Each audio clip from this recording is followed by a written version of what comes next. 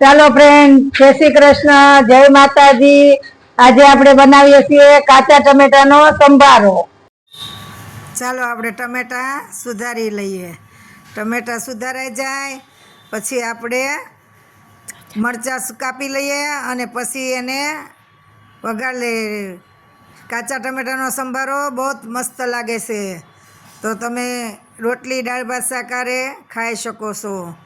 અને હવે આપણે મરચાં સુધારાઈ ગયા છે, તો હવે આપણે તેલ મૂકી દઈએ।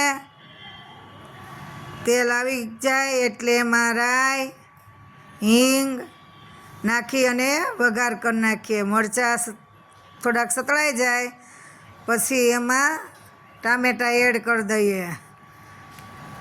ટામેટાં એડ કરીને એમાં હળદર મીઠું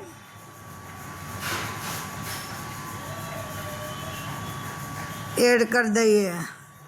હળદર મીઠું ચડી જાય ત્યાં સુધી હલાવી લઈએ અને પછી એને ચડી જાય એટલે સર્વિંગ પ્લેટમાં કાઢી લઈએ।